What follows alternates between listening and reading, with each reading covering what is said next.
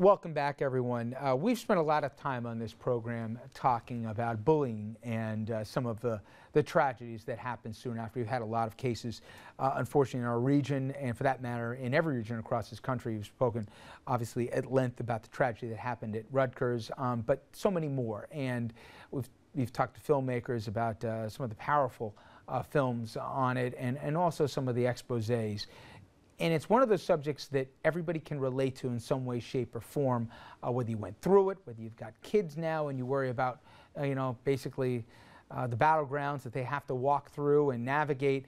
And it's a subject, obviously, that unfortunately doesn't have too many easy answers. I want to bring in our next guest who can help us with this, Jessie Klein. She searches for answers in her new book, The Bully Society, School Shootings and the Crisis of Bullying in American Schools. Jessie's also an assistant professor of sociology and criminal justice at Adelphi University. Jessie, welcome to the program. Thanks for having me. You know, before we get to the book, talk about your background, because you were on the front lines yourself in many ways, and you got to see the kids, from the classroom to coming in and sitting down and talking to you.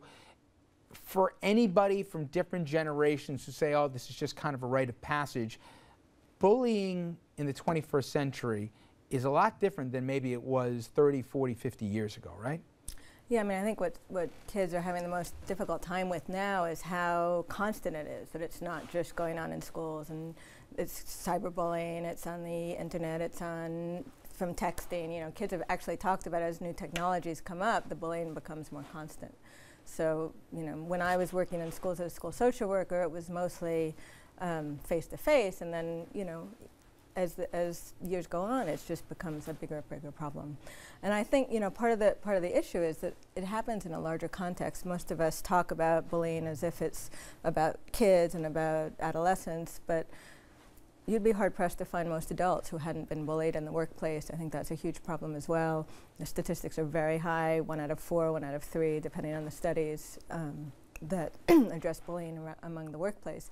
And it happens in a larger context, too, that part of what I'm looking at now are what I call social despair indicators. Since the 1980s, social isolation has tripled, empathy has significantly decreased, trust has decreased, depression rates are soaring, kids at much younger ages become depressed, people are much more anxious. There's so many books coming out about all these issues, and I think part of the problem is kids say, nobody's helping me, I really need help, and then if you turn to an adult, they're having a hard time also. And the larger context is why I talk about the bully society, that our adults need support so that they can help our kids, and right now nobody's really helping anybody. And you know what at least shocked us when we've talked about this is we've seen incidents that have been documented where it happens on the kindergarten playground. That's right. We've seen obviously happen through elementary school.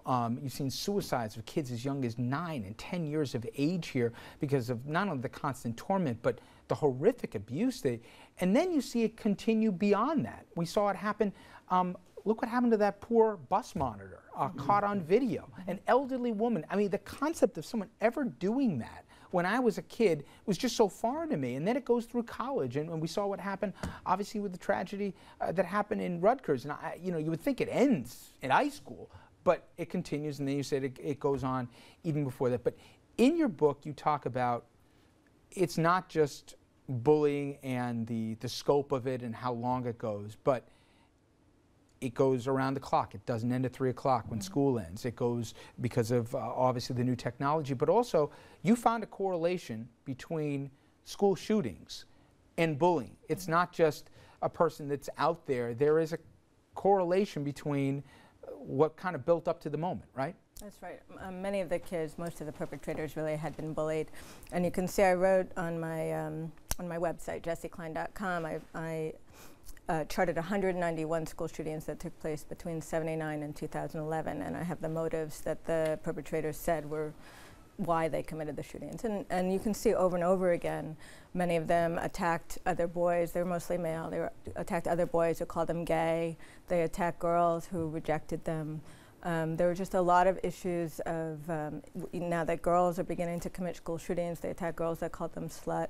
There's a lot of problems in school where kids are not allowed to be who they are. Their, sexuality is constantly being monitored. They have to monitor themselves, they monitor one another, and they're constantly calling each other names. And the school shooters, what they told us was pretty much what kids across the country talk about. You know, they get used to people getting called gay, they get used to people getting called slut, they think it's normal. They stop thinking it's even something that we should do something about, because they think that what they're supposed to do is just deal with it.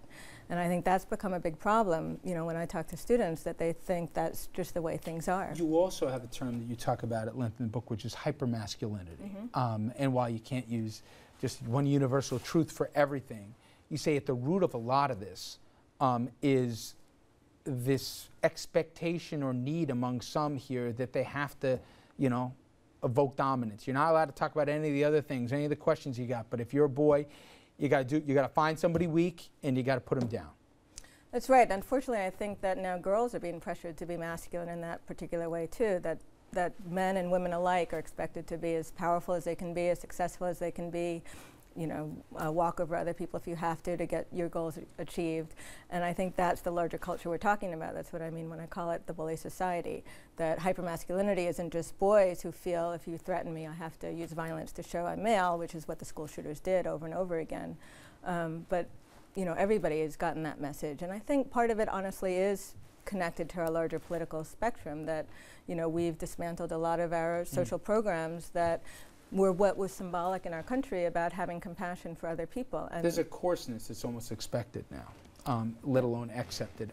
Stay with us. Just when we come back from the break, we're going to talk about what can be done, because there's an optimistic side to this, that it doesn't have to be this way, but things do have to change to get some results. Stay with us. We'll be right back.